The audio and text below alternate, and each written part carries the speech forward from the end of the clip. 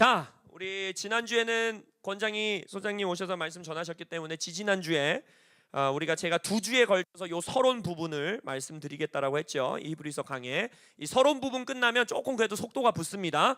근데 이 4구절의 서론이 너무나 중요하기 때문에 여러분들이 이 4구절의 서론을 통해서 히브리서 설교자는 앞으로 히브리서 13장까지 어떤 말씀을 내가 너희들에게 전하고 있다, 로마에 있는 성도들아, 내가 너희들에게 전할 설교는 이거다 라는 마음을 이 4구절의 말씀에 꽉꽉 눌러 담은 거예요. 그래서 물론 저는 히브리서 1장 1절부터 2장 4절까지를 전체 서론으로 본다고 했습니다. 근데 그 서론 2장 4절까지의 서론 중에 서론, 그죠?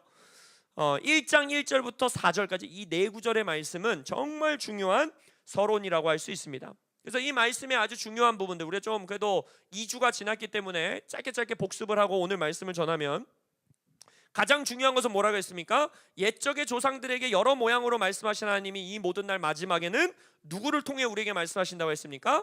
자신의 아들을 통해, 그죠? 그래서 이 히브리서 기자의 지금 신앙으로 인해 핍박과 고난과 어쩌면 내 이제 감옥도 갈 수 있고 제사도 내어놔야 될 수 있고 심지어는 죽음의 자리까지 나아가야 될지도 모르는, 그래서 그 두려움과 무서움 가운데에 나 유대인이에요 라고 신앙을 버려버리고 싶은 유혹, 혹은 저 예수 믿는 사람 아니에요 라고 신앙을 버려버리고 싶은 유혹. 근데 그 배교라는 것이 그 말을 던지기까지가 배교가 아니라 그 여정을 히브리서는 말하고 있다 그랬죠.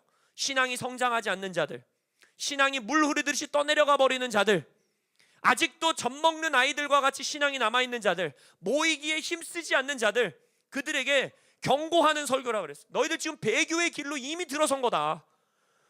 순교의 삶이라는 것은 순교의 상황이 딱 벌어졌을 때 기적과 같이 나타나는 것이 아니라 그 삶을 준비하고 살아내고 헌신한 자들에게 주어지는 영광이다 라고 이 말씀을 경고하고 전하고 있는 것이라 했어요. 그래서 그들에게 끝까지 예수께 충절을 지켜라, 신의를 지켜라, 예수를 끝까지 붙들어라 라는 그 메시지를 전하고 경고하기 위해서 가장 1장 1절부터 던지고 있는 말씀이 뭐라고 했어요? 하나님은 말씀하고 계시다. 하나님이 말씀하시는 말씀을 붙들면 너희들은 인내할 수 있다, 죽기까지 충성할 수 있다, 이 말씀을 들어야 된다라고 말해요. 근데 그 말씀을 이 모든 날 마지막에는 누구를 통해 하신다? 예수 그리스도를 통해 하신다. 그래서 1장 1절부터 4절에는 뭘 말하는가? 그래서 너희들은 말씀 안에서, 삶 안에서, 감동 안에서, 하나님이 주시는 모든 것 안에서 예수 그리스도를 볼 수 있어야 한다. 예수 그리스도를 만나야 한다. 예수 그리스도를 경험해야 된다. 그러면 너희들은 끝까지 충성할 수 있다 라고 말하는 거라고 했어요. 그래서 이 예수님이 어떤 분이신지를 너무너무 아름답고 여러 가지 모습으로 이 1장 1절에서 4절까지 담아내고 있는 것을 보았죠. 지난주에 봤던 것 첫 번째는 하나님께서 예수님을 만물의 상속자로 세우셨다. 만물이 예수님의 것이다. 그런데 너희들이 두려워할 것이 무엇이 있느냐? 지금 눈에 보이는 너희들을 압박하는 시스템, 국가적 핍박, 그거 다 예수님이 유업으로 취하실 거다. 걱정하지 말아라. 만물의 상속자가 예수시다. 그 두 번째는 뭐예요? 하나님은 예수님을 통해 세계를 창조하셨다. 근데 이 세계라는 단어에 뭐가 포함되었다 그랬어요? 시대, 세대, 시공간을 다 포함하는 단어라 그랬죠. 그러면 평화의 때도 아니면 핍박의 때도, 샬롬이 느껴지는 안전한 때도, 혹은 목숨을 불사해야 되는 때도, 모든 시대가 예수님을 통해 창조됐고 예수님이 소유하고 계시는데 핍박의 때에 살고 있다라고 두려워하지 말아라. 그 예수를 만나라 라고 말하고 계시죠. 그 다음에 하나님의 영광의 광채시다. 예수님은 이 영광의 광채라는 단어 기억나세요? 해가 있지만, 우리가 우주 바깥으로 나가서 해를 보지 않았지만 해는 따뜻한 걸 어떻게 아는가? 해는 비치는 걸 어떻게 아는가? 이 땅에서 우리가 햇빛을 경험했기 때문이라 그랬잖아요. 그죠? 광채라는 단어가 결국 뭐라 그랬습니까? 어느 본체로부터 그 본체를 우리가 경험할 수 있게 해주는 것, 그것이 광채라 했죠. 그래서 내가 눈에 보지도 못한 하나님, 만져보지도 못한 하나님, 경험해보지 못한 하나님을, 하나님이 살아계시구나, 하나님이 나에게 말씀하시는구나, 하나님이 날 사랑하시는구나, 하나님이 날 붙드시는구나, 하나님이 나에게 도움을 주시는구나를 경험하고 체험하고 느낄 수 있게 해주시는 분이 바로 예수님이시다. 결국 예수님을 만나야지만 하나님을 경험할 수 있고, 하나님을 경험해야지만 끝까지 충성할 수 있고. 할렐루야. 그래서 예수를 만나야 된다는 거예요. 그 다음에 제가 여러분들에게 유식해 보일 수 있는 헬라어 가르쳐 드린 거 기억나세요? 카락ter, 그건 그 다음 거고, 제가 말씀드리는 건 본체. 그 본체의 형상이야. 본체 뭐라고요? 그렇지, 휘포스타시스. 좀 이렇게 흘리듯이 말하세요. 휘포스타시스 이렇게, 그죠? 그 본체 휘포스타시스. 이 히브리서에서 성경 전체에 5번 등장하는데 히브리서에 3번 말한다 그랬잖아요, 그죠? 본체, 본질, 하나님의 본체의 형상, 카락테르. 이건 좀 굴리세요. 카락테르 이렇게. 이 카락테르가 영어 단어의 뭐의 어근이라고 그랬어요? 캐릭터, 그죠? 그러니까 그리고 나서 이 도장, 그죠?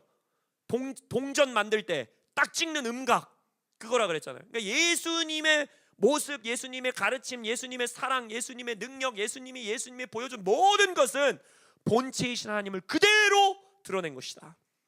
그래서 예수님이 하나님이시고 하나님이 예수님이신 거예요. 그래서 예수를 본 자는 하나님을 본 거예요. 그래서 우리가 끝까지 이길 수 있는 능력은 하나님을 아는 자에게 주어지는 것인데, 하나님을 알기 위해서는 예수님을 볼 수 있어야 돼요. 그리고 예수님은 그의 능력의 말씀으로 만물을 붙들고 계신다 했죠. 이 붙든다라는 단어가 뜻이 뭐라고 그랬어요? 창조, 지탱, 그리고 인도와 다스림. 그러니까 예수님의 능력의 말씀을 받는 자, 예수님의 능력의 말씀을 읽는 자, 예수님의 능력의 말씀으로 이 기록된 말씀을 받아들일 수 있고 체험할 수 있는 자는 우리의 삶을 지탱해 주시고, 그러니까 우리를 창조하셨을 뿐만 아니라 우리를 지탱해 주시고 우리를 인도하시고 다스리시는 예수님의 말씀이 있는데, 너희들이 두려워할 것이 무엇이 있느냐 라고 설교자는 외치고 있는 거예요. 그리고 마지막으로 지난주에 봤던 것 중에 하나는 뭐예요? 예수님이 우리의 죄를 정결케 하신다. 근데 이 죄를 정결케 한다라는 뜻이 히브리서 기자는 단순히 그렇지, 나 죄 뭐 없어졌지, 나 이제 뭐 거룩하게 됐지, 하나님의 의지, 이 정도 수준이 아니라 이 히브리서 말씀 안에서 죄를 정결하게 하셨다라는 것을 3가지로 제시한다고 그랬죠. 첫 번째, 양심의 정화. 이제는 양심의 기능이 회복된 거예요. 그래서 이제는 양심 안에서 내가 살아가는 것에 있어서 성령이 나에게 조명하신다라는 거예요. 배교의 길로 들어서지 마, 너 신앙이 성장해야 돼 라고 우리를 찌르신다라는 거예요. 할렐루야. 두 번째, 하나님 앞으로 나아갈 수 있는 확신을 준다 그랬잖아요. 나중에 히브리서에서 나오는 표현이 보면 도움이 필요하면 하나님 보좌 앞으로 나아가야 된다는 거예요. 거기서 도우심을 얻을 수 있다는 거예요. 근데 그 앞으로 나아갈 수 있게 하시는 것이 죄를 정결케 하신 예수님의 능력이라는 거예요. 예수님의 사역이라는 거예요. 도움이 필요할 때마다, 내가 예수님이 아닌 다른 것을 선택하려는 유혹이 느껴질 때마다 은혜의 보좌 앞으로 담대히 나아가야 되는데, 그것을 가능케 한 것이 죄를 정결케 하신 일이다. 그리고 3번째는 뭐라고 했습니까? 공동체에 온전히 참여할 수 있게 하는 힘. 우리의 죄가 정결케 됐기 때문에 교회가 될 수 있는 거예요. 우리의 죄가 정결케 됐기 때문에 모이기에 힘쓸 수 있는 거예요. 우리의 죄가 정결케 됐기 때문에 마지막 때에 모이기를 패하는 자들의 습관과 같이 하지 아니하고 교회로서 승리할 수 있는 것입니다. 할렐루야. 자, 기억나세요? 이런 예수님을 매주 히브리서를 소리내어 선포할 때마다 만나시기를 축복합니다. 근데 오늘 아주 중요한 부분에서부터 우리는 시작합니다. 히브리서 1장 3절 우리가 다시 한번 읽어보면, 이는 하나님의 영광의 광채시오 그 본체의 형상이시라. 그의 능력의 말씀으로 만물을 붙드시며 죄를 정결하게 하는 일을 하시고. 여기까지 우리가 이제 본 거예요. 그 다음 구절이 뭡니까? 높은 곳에 계신 지극히 크신 이의 우편에 앉으셨느니라. 제가 말씀드렸듯이 히브리서는 성경 안에서 가장 많이 구약 성경을 인용해서 말씀을 전하고 있는 설교자입니다. 나중에 이제 본문으로 들어가게 되면은 히브리서 처음부터 끝까지 마치 말씀 강의 설교같이 진행이 돼요. 수많은 말씀들을 가지고 와서 그 말씀을 가지고 강해합니다. 그러니까 강해 설교의 표본이 히브리서예요, 실은. 근데 이 히브리서에서 여러 번 반복해서 가장 중요하게 인용하는 성경 구절이 있는데 바로 그것이 시편 110편입니다. 지금 우리가 읽고 있는 높은 곳에 계신 지극히 크신 이의 우편에 앉으셨느리라도 시편 110편의 말씀을 인용한 거예요. 시편 110편 1절에 보면 여호와께서 주에게 말씀하시기를, 그러니까 하나님께서 내 주가 누구예요? 예수님이죠. 예수님에게 말씀하시는 거예요. 내가 내 원수들로 내 발판이 되게 하기까지 너는 내 오른쪽에 앉아 있으라 하셨도다. 그러니까 시편 110편은 예수님의 승천을 예견하고 있는 시편인 거예요. 그래서 히브리서에서 가장 중요하게 말하고 있는 신학, 교리, 우리가 죽기까지 예수님께 충성하고 믿음을 저버리지 않을 수 있는 힘을 얻을 수 있는 예수님의 모습과 능력은 어디서 오느냐? 예수님이 승천하사 아버지 보좌 우편에 앉아 계시다라는 걸 볼 수 있는 눈이 열려야 돼요. 경험해야 합니다, 이것을. 근데 여러분, 이 나중에 여러분들이, 제가 신학교 다니면서 제일 감사했던 것도 이제 이 원어를 공부했던 건데, 제가 솔직히 말씀드릴 때 저는 히브리어를 잘 못합니다. 제가 보니까 히브리어는 좀 이 감성 영역이 발달된 사람이 잘해요. 왜냐하면 그거는 그림 언어기 때문에 그래서 강성민 목사님이 그걸 잘하시는 거예요. 저는 막 규칙도 너무 없고, 뭐 이거 완전 꼬부랑 글씨고, 제가 중국어를 진짜 못했거든요. 제 2 외국어가 중국어였는데, 중국어도 이 그림 언어잖아요. 근데 이 헬라어는 규칙이 있어요. 문법이 있습니다. 영어 같아요, 영어. 그래서 제가 헬라어를 훨씬 좋아했어요. 그리고 이 교수님이 굉장히 중요한데, 제 설교를 아마 제 히브리어 교수님은 안 보실 것 같으니까, 히브리어 교수님이 너무 재미가 없었어요, 수업이. 근데 이 헬라어 교수님은 제가 말씀드렸듯이 제가 이 신약학 교수님을 너무 사랑했기 때문에 막 그 교수님 수업은 내가 무조건 A를 받아야겠다 해서 너무너무 열심히 공부를 했거든요. 그래서 헬라어는 너무 재밌게 공부를 했어요. 이 헬라어를 보면 이 지금 우리가 읽은 1장 3절 높은 곳에 계신 지극히 크신 이의 우편에 앉으셨느니라 라고 되어 있는데, 제가 말씀드렸듯이 이 헬라어 원문으로 이 성경을 읽으면, 우리 한글 성경에서는 이미 몇 문장으로 이루어진 말씀이지만 히브리서 1장 1절부터 4절 이 네 구절의 말씀이 한 문장이에요. 한 문장. 그러니까 한 문장으로 쫙 마치 숨을 끊이지 않고 막 유창하게 막 던지는 그런 서론인 거예요. 근데 복잡하게 말하지 않는 한에서 지금 우리가 읽던 하나님의 영광의 광채이시오 본체의 형상이시라, 예수님은 만물을 지탱하고 계시다, 예수님은 우리의 죄를 정결하게 하셨다. 이 한글 성경으로는 이제 세 문장이라고 말할 수 있는 게, 헬라어 문법에서는 분사예요. 분사. 이게 분사로 기록되어 있어요. 하나님의 영광의 광채시오 본체의 형상이시다. 그 다음에 만물을 지탱하고 계시다. 영능력의 말씀으로. 그 다음에 우리의 죄를 정결하게 하셨다. 근데 이 세 가지의 분사가 하나의 동사에 종속되어 있어요. 무슨 말인지 아시겠어요? 어떤 동사 하나에 다 붙들려 있는 거예요, 이 세 가지가. 근데 이 동사가 무슨 동사일 것 같으세요? 앉아 계시다라는 동사예요. 지극히 높은 곳에 하나님 우편에 앉아 계시기 때문에 하나님의 영광의 광채시오 본체의 형상이 되실 수 있는 거예요. 승천하사 아버지 보좌 우편에 앉으셨기 때문에 만물을 지탱하고 계신 예수님으로서 우리가 볼 수 있는 거예요.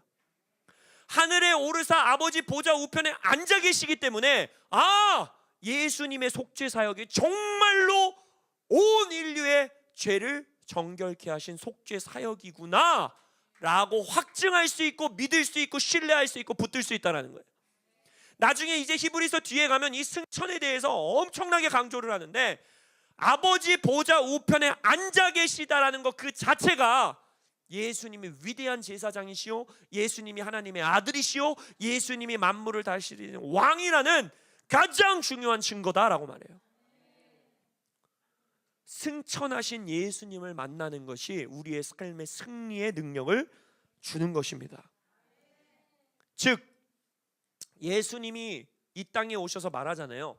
하나님이 나를 보내셨다, 하나님이 내 아버지시다, 나는 보내심 받은 자다라고 말하시잖아요. 우리는 성경 읽으면서 그치, 예수님 그런 분이지, 그냥 이러고 넘어가요. 근데 그 증거가 뭐냐는 거예요. 증거가 예수님이 거짓말쟁이가 아니라는 증거가 뭐냐는 거예요. 정말 예수님이 죽어서 십자가에 달리셔서 피 흘리시고 그 옆구리에서 물을 쏟으신 그 속죄 사역이 진짜 내 죄를 정결케 하셨다라는 증거가 뭐냐는 거예요. 예수님이 부활하셨고 정말 죽음을 패배케 하시고, 나중에 이제 히브리서에서 보면 죽음을 죽음으로 죽여버리셨다 이런 표현이 나오거든요. 정말 예수님의 죽음이 죽음의 영향력을 완전히 멸하였다라는 증거가 뭐냐는 거예요. 진짜야?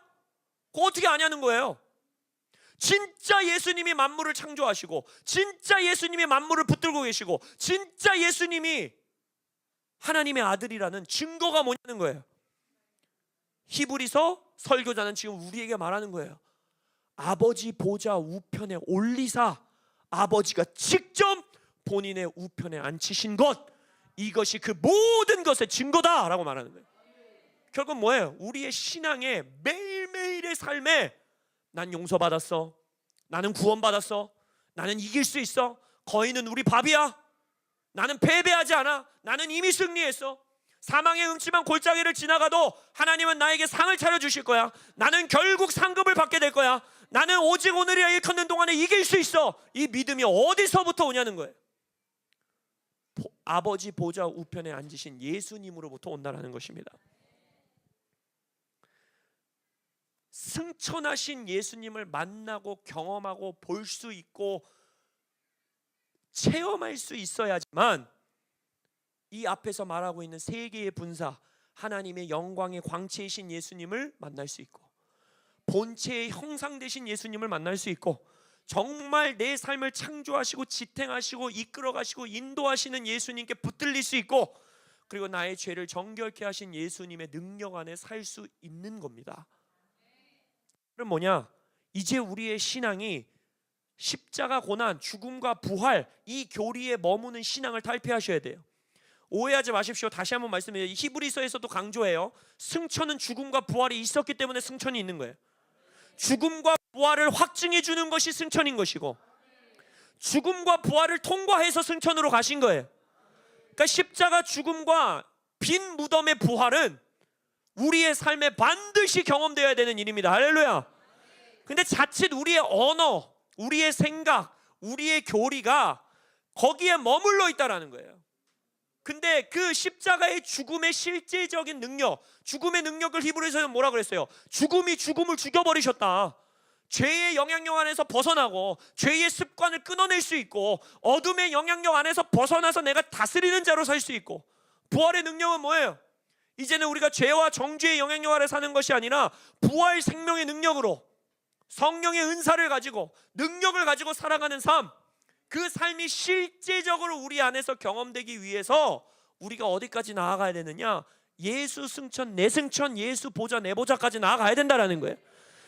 에베소서에서 말하고 있는 것처럼 예수님만 죽음에서 일으키사 아버지 보좌 우편에 앉히신 게 아니라 우리도 예수 그리스도 안에서 함께 일으키사, 할렐루야, 우리가 지금 그 예수님 보좌 위에 앉아 있다라는 거예요. 우리의 육신이 여기에 있는데 우리의 영이 예수 그리스도 안에서 하늘 보좌에 앉아 있다라는 이 진리가 교리가 아닌 경험과 체험과 계시로 임할 때 이 육체를 가지고 이 땅에서 살아가는 삶이 예수님의 죽음과 부활과 승천의 능력으로 살아갈 수 있다라는 것입니다. 근데 더 놀라운 건 히브리서 기자는 여기서 멈추지 않는다는 거예요. 하나님께서 예수님을 하늘로 높이사 본인의 우편에 앉히심은 어떤 목적이 있다라는 거예요. 그냥 단순히 내 아들이니까 막 아들 자랑하시면서, 그죠? 막 내 아들 진짜 위대해, 잘했어, 예수 이제 내 우편에 앉아있어. 저라면 아마 이제 필리비를 두고 그렇게 할 수 있을 텐데, 하나님은 그렇게 하지 않으셨어요. 하나님의 최종 목적이 있다는 거예요. 왜 예수님을 내 보좌 우편에 앉히셨느냐? 그 최종 목적이 히브리서 2장에 이제 우리가 보게 될 것인데, 미리 제가 예고편을 말씀드리면, 그 최종 목적은 예수님을 인간으로 보내신 목적, 예수님이 인간으로 고난을 통해 온전케 하신 목적, 예수님이 인간으로 죽게 하신 목적, 예수님이 인간으로 부활케 하신 목적, 그리고 예수님을 인간으로 승천하사 보좌 우편에 앉으신 목적. 혹시 우리 청년들 중에 이거 모르는 청년들이 있을까 봐 제가 항상 청년들을 찝는 이유는 뭔지 아시죠? 청년들을 뭐라 하는 게 아니라 청년 이상의 장년들도 모를 때 조금 덜 창피하시라고 청년을 찝는 거예요. 모르시는 분들이 있으실까 봐. 예수님은 지금 하늘에 육체를 가지고 계십니다. 그리고 예수님은 영원토록 육체를 갖고 계십니다. 이거 잊으시면 안 돼요. 예수님이 막 귀신처럼 막 이렇게 날아다니시는 분이 아니에요. 나중에 죽어서 천국 가면 혹시 혹여나 우리 살아생전에 예수님이 이 땅에 오시면 예수님 손 잡을 수 있습니다. 예수님 얼굴 볼 수 있습니다. 과연 지금까지 이 할리우드 영화가 보여줬던 예수님의 얼굴과 그것이 매칭하는지 실제 볼 수 있어요. 예수님이랑 실제 말할 수 있어요. 아마 우리 마지막 때 이제 천국 가면 빌 존슨 컨퍼런스, 뭐 최한 목사 컨퍼런스 이런 게 아니라 초청 강사, 예수 그리스도 이런 컨퍼런스가 열릴 거예요. 예수님은 육신을 가지고 평생 영원토록 살도록 선택된 거예요. 할렐루야. 그 목적이 있다라는 거예요. 왜 예수님을 인간으로 보내사 인간으로 죽게 하시고 인간으로 부활케 하시고 인간으로 하늘 보좌 우편에 앉히시고 인간으로 영원토록 존재하시도록 하나님이 정하셨느냐? 태초 전부터 그걸 정하셨느냐? 선악과를 따먹기 전부터 그 일을 정해 놓으셨느냐? 그 목적이 히브리서 2장에 말하고 있는데 바로 인간인 우리를 만물을 다스리는 영광의 자리에 함께 놓기 위함이다 라고 말해요. 에베소서에서도 그걸 말하죠. 너희도 그 예수의 보좌에 함께 앉히신 거다. 이게 아버지의 최종 목적이에요. 하나님이 예수님이 위대하시고 예수님이 영광스러운 걸 뭐하러 증명하셔야 됩니까? 하나님이신데. 근데 온 만물과 귀신과 심지어 자신의 천사들에게도 하나님이 증명하고 싶은 게 있는 거예요. 그래서 천사들이 깜짝 놀라는 거예요. 그래서 사탄이 너무 질투하는 거예요. 이렇게 영광스러운 내가 저런 맨날 죄짓고 저렇게 멍청하고 저렇게 능력 없고 말도 안 되는 인간들에게 왜 내 자리를 뺏겨야 되냐는 거예요. 하나님이 말하는 거예요. 나의 최종 목적은 너희들이 보기에 저 연약해 보이고 아무것도 아닌 것 같고 맨날 내 말 안 듣는 것 같은 저들이 예수 그리스도 내 아들 안에서 결국에는 영인 너희들을 다스리는 만물을 다스리는 예수의 보좌에 내가 함께 앉힐 것이다. 그것이 나의 최종 목적이다 라고 하나님은 말씀하고 계시는 거예요. 이게 지금 이 설교를 듣는 청중들에게 어떤 소망과 힘을 전해주겠습니까?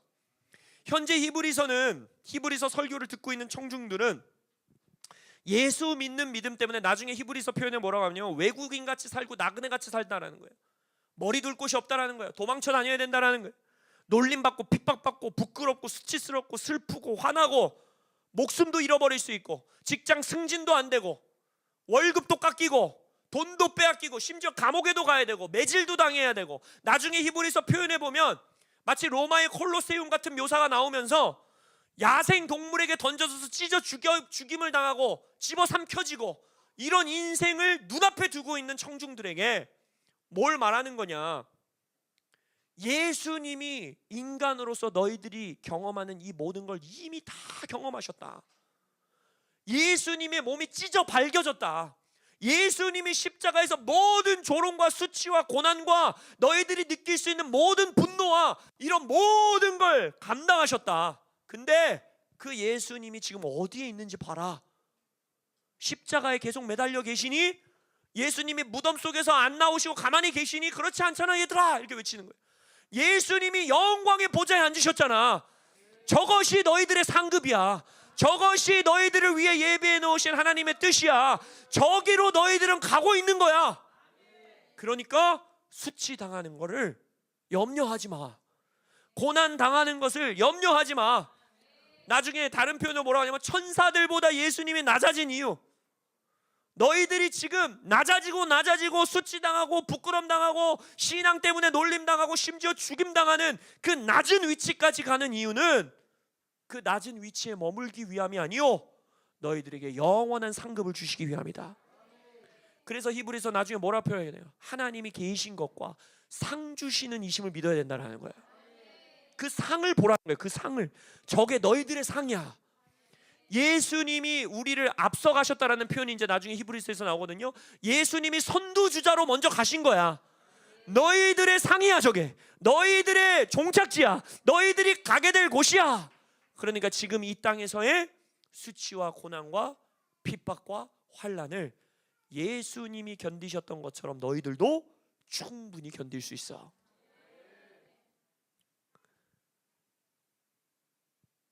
고난을 기뻐할 수 있는 힘은 이악 물고 버티고 인내하는 거에서 오지 않습니다. 그게 하나님의 방법이 아니에요. 이것이 내 십자가야, 십자가를 져야 돼, 십자가 이렇게 해서 주어지는 게 아니에요. 그 십자가를 기쁨으로 짊어질 수 있는 힘은 그 십자가 뒤에 주시는 영광의 상급을 보는 눈이 열릴 때 되는 거예요. 나중에 히브리서 12장에서 뭐라고 표현하지 않으세요? 예수님도 십자가를 견디신 힘이 뭐였다라고 표현되어 있는지 아십니까? 예수님은 무슨 막 학대를 즐기시는 이런 분이 아니에요. 예수님도 기도했잖아요. 옮기실 수만 있다면 이 잔을 옮겨주십시오. 그게 우리의 기도 아닙니까? 근데 아버지의 뜻이라면 내가 기쁨으로 그 자리에 가겠습니다. 그 기도를 어떻게 드리냐는 거예요. 히브리서 12장에 나중에 가면 나오겠지만 예수님은 십자가 위에서 그 십자가 이후에 주어지는 기쁨을 보았다라고 되어 있어요. 그 기쁨을 보니까 견디는 거예요. 그 기쁨을 보니까 이기는 거예요. 그 기쁨을 보니까 수치가 아닌 것이고 고난이 아닌 것이고. 그래서 우리는 이 마치 이 벌레 같은 날 이런 신앙에서 벗어나셔야 돼요. 벌레 같은 우리였죠. 지옥과 마땅한 우리였죠.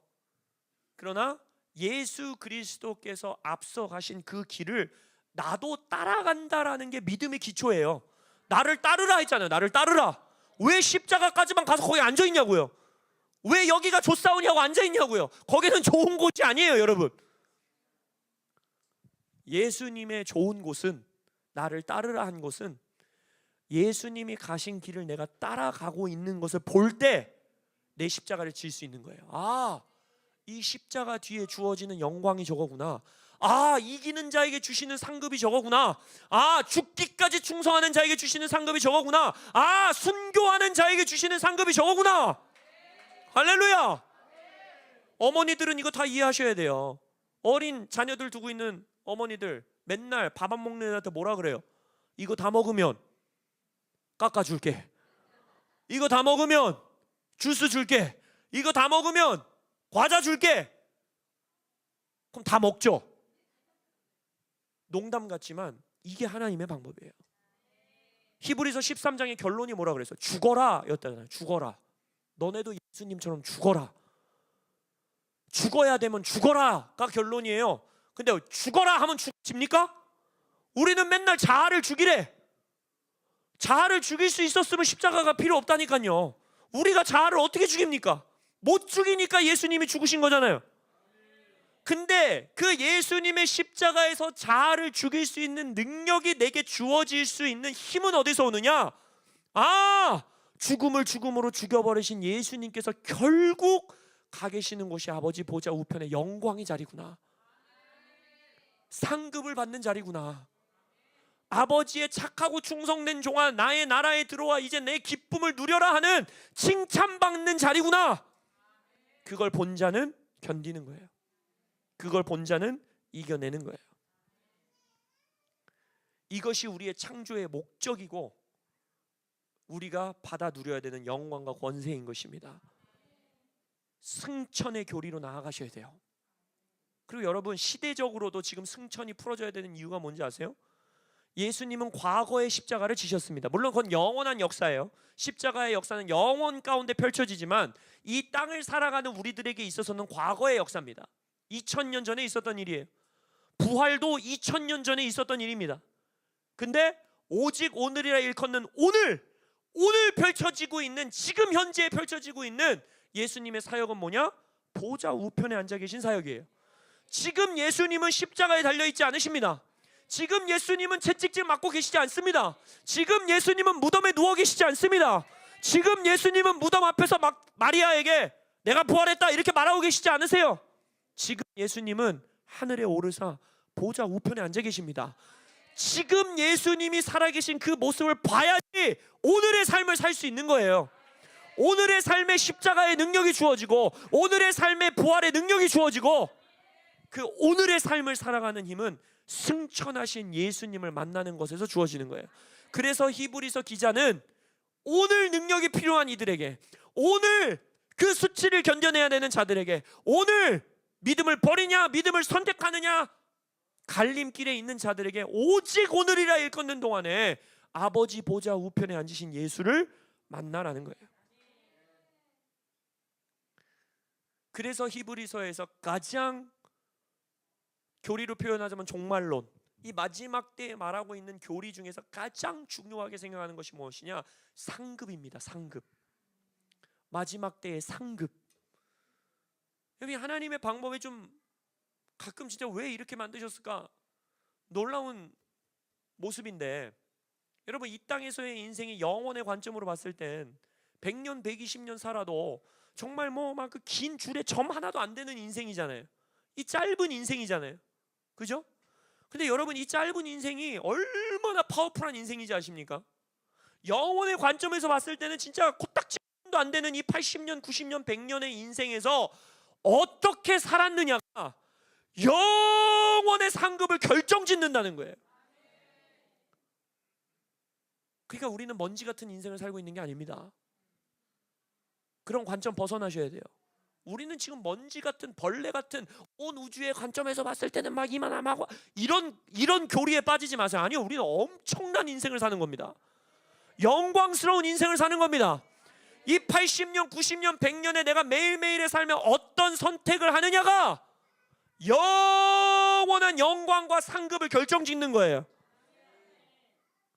그러한 믿음을 가지고 살아가셔야 돼요. 필립아, 하늘 아버지를 그렇게 간절히 찾거라.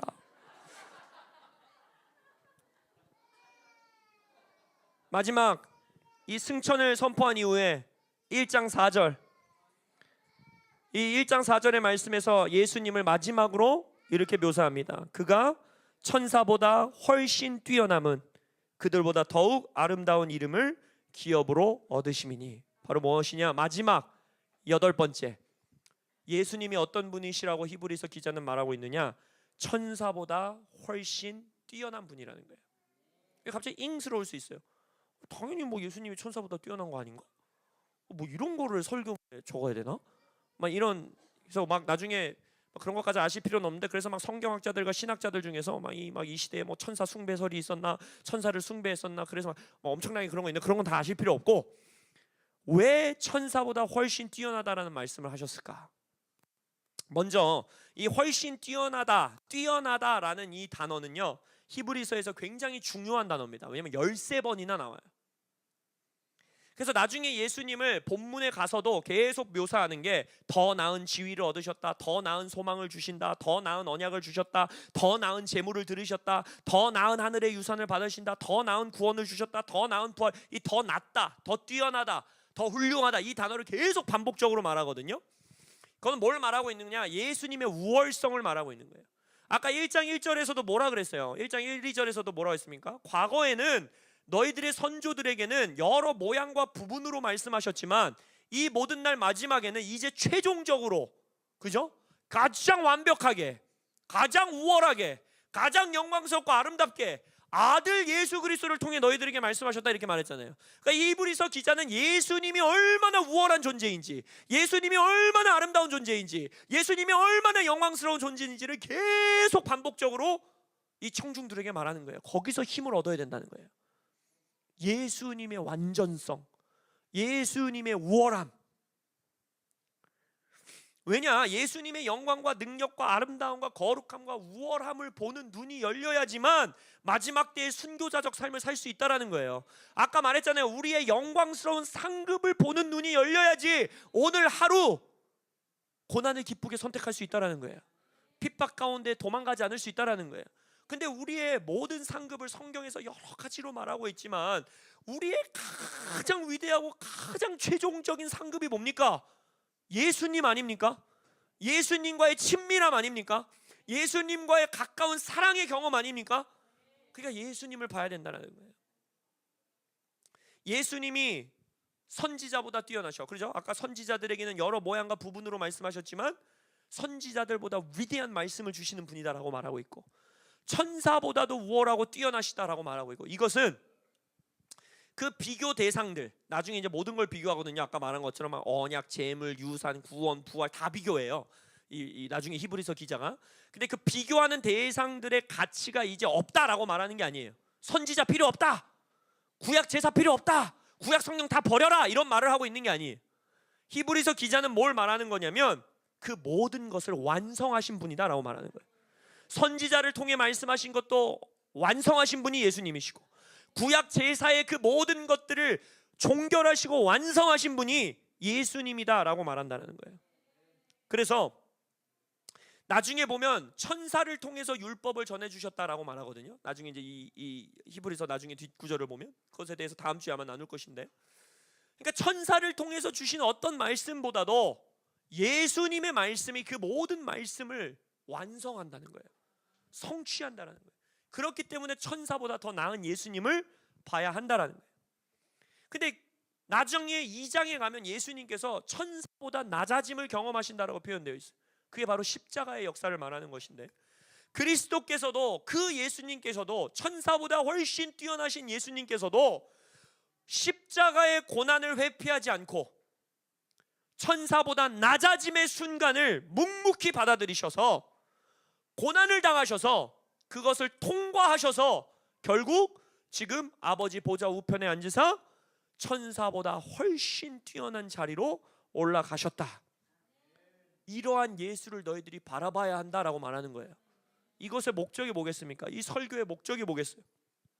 만약 우리의 이 땅에서 주어지는 고난과 핍박과 수치와 복음 때문에 경험하는, 남들은 경험하지 않아도 되는 경험하는 어려움들, 사망의 음침한 골짜기들, 혹은 믿음과 복음 아니면 내가 포기하지 않아도 되는 이 삶에서 누릴 수 있는 그 모든 것들, 그러나 믿음 때문에, 복음 때문에 포기하는 그런 것들, 이 고난이 하나님의 목적이 내 삶에서 실패하였다라는 증거가 아니라면, 우리에게 고난이 어려운 가장 중심 이유가 무엇입니까? 고난 가운데 있을 때 내가 지금 하나님 뜻에서 벗어났나?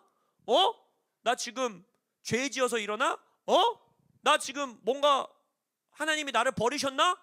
이런 두려움이 우리를 제일 짓누르잖아요. 그죠? 근데 지금 히브리서 기자는 말하고 있는 거예요. 아니야, 고난 당하는 것이 너희들이 지금 하나님의 목적에서 벗어났다라는 증거가 아니고, 너희들이 하나님이 너희들을 떠났다라는 증거가 아니고, 오히려 그 고난과 핍박 그 자체가 하나님께서 너 안에서 그 목적을 성취하시겠다라는 증거라는 거예요. 이게 우리에게 능력이 된다라는 거예요. 고난받는 우리에게 하나님이 우리를 예수 그리스도와 함께 하늘 보좌 우편에 앉히시는 그 최종 목적으로, 그 영광으로, 그 상급으로 나를 이끌어 가시는 수단이구나. 나중에 예수님에 대해서 뭐라고 표현하는지 아십니까? 고난으로 예수님을 완벽하게, 완전하게 만드셨다라고 말해요. 이게 얼마나 놀라운 고백인지 아세요? 예수님은 신인데, 예수님은 하나님인데, 완전하게 온전하게 될 게 없는 분인데 우리가 그 길을 가야 되는 걸 아시기 때문에 하나님은 온전하게 되시지 않아도 되는 예수님까지도 고난을 통하여 온전하게 만드셨다라는 거예요. 결국 우리에게 고난은 복이 되는 겁니다. 고난은 우리의 상급이 되는 겁니다. 고난은 우리를 온전하게 만드는 예수님의, 하나님의 수단이 되는 겁니다. 여기서 물론 제가 말씀드렸듯이 하나님이 우리를 온전케 하기 위해서 암을 주신다, 하나님이 우리를 온전케 하시기 위해서 자연재해를 주신다, 하나님이 우리를 온전케 하시기 위해서 사고나게 만들어가지고 나를 막 어려움에 처하게 한다, 이걸 말하는 게 아닙니다. 하나님은 선하신 하나님입니다. 할렐루야. 하나님은 모든 것을 합력하여 선을 이루신다라는 걸 말하는 거예요. 심지어는 내 죄 때문에 처하게 된 상황에서조차, 시편 34편에서 뭐라고 합니까? 다윗이 자기가 두려워서 하나님이 시키지도 않았는데 원수에게 나를 도와달라고, 나를 귀의해야겠다 해서 아비멜렉 앞으로 갔는데, 그러니까 자기 죄로 간 거죠. 거기서 아비멜렉의 제자들이 저 다윗 죽여야 됩니다 이러니까 다윗이 어떻게 해요? 미친놈인 척 하잖아요. 침을 질질 흘리면서 머리를 풀어헤치고, 그리고 겨우 살아남았단 말이에요. 그게 복음 때문에 당한 수치입니까? 하나님 때문에 당한 수치예요? 아니잖아요. 자기 죄 때문에 당한 수치예요. 하나님이 하라고 한 일도 아닌데 했다고 받은 수치예요. 근데 거기서 다윗이 뭘 고백하냐? 이 다윗의 거룩한 뻔뻔함, 이게 구원받은 자의 특징이에요. 다윗이 뭐라고 합니까? 이 침을 질질 흘리면서 어제까지만 해도 내가 천천히요 만만이라 내 칼로 다 쳐 부셨던 그 원수들 앞에서 조롱당하고, 거기서 아비멜렉 왕이 뭐라고 표현합니까? 우리나라에 미친 사람이 모자라서 또 다른 미친 사람을 내 앞으로 데려왔냐, 이런 말 하잖아요. 어제까지만 해도 내가 칼만 들고 나가면 다 쫄아가지고 도망가던 사람들인데 나를 그렇게 수치 주고 모욕 주는, 근데 그 모든 게 내 죄 때문이고 내 두려움 때문인 그 상황에서 다윗이 뭐라고 합니까? 하나님의 선하심을 맛보아 알지어다. 이 진리가 여러분 안에 풀어지시길 예수 이름으로 축복합니다. 예수가 우리의 죄를 정결케 하셨기 때문에 심지어 내 잘못, 내 죄, 나의 어떠함 때문에 처한 상황일지라도 우리는 하나님 앞에 고백할 수 있는 거예요. 하나님, 회개하여 돌이킵니다. 나의 죄를 정결케 하신 예수님의 속죄 사역을 기억하여 주십시오. 그래서 내 죄로, 내 잘못으로 처한 이 상황 속에서조차도 당신의 은혜와 자비를 내게 베푸사 내가 결국에는 예수님의 영광의 보좌의 자리에 도달한다라는 그 하나님의 목적 안에 있다라는 것을 이곳에서도 내가 경험하게 하여 주십시오. 이곳에서도 내가 볼 수 있게 하여 주십시오. 그 뻔뻔해 보이는 거룩한 고백을 하실 수 있어야 되는 거예요.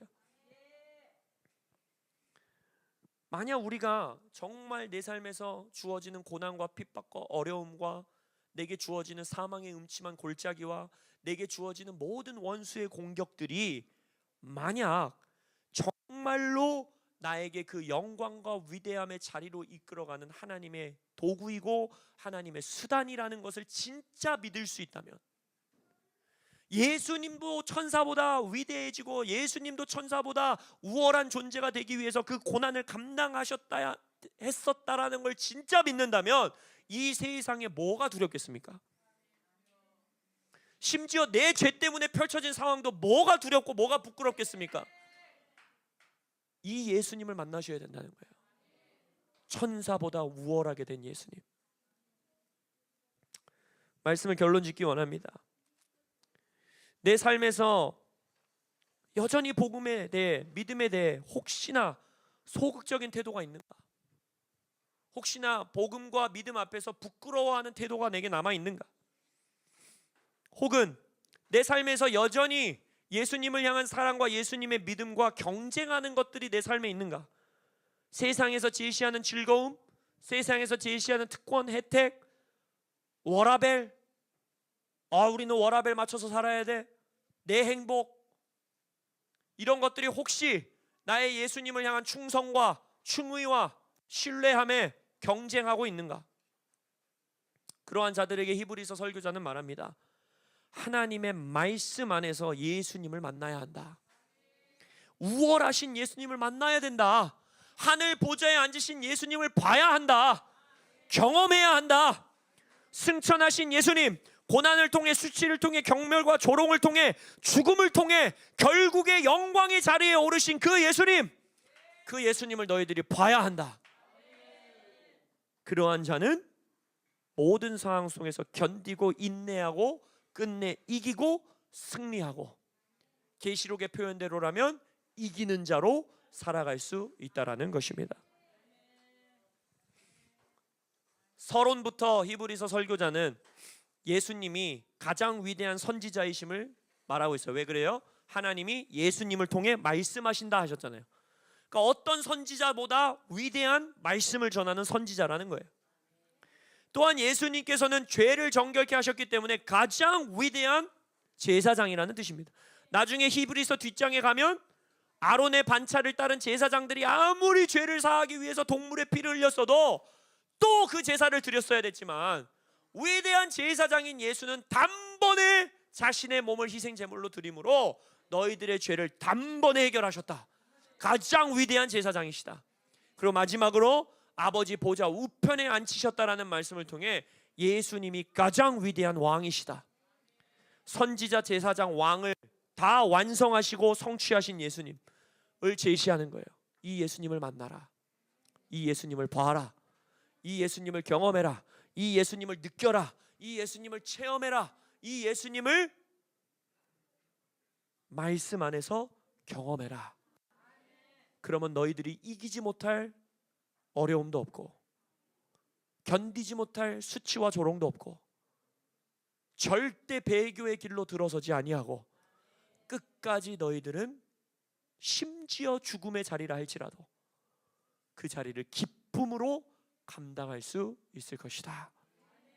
할렐루야. 이런 예수님 만나고 싶지 않으십니까? 히브리서 읽으세요. 거기서 예수님을 만나실 수 있습니다. 할렐루야. 할렐루야. 우리 자리에서 일어나셔서 오늘은 좀 함께 기도하시겠습니다.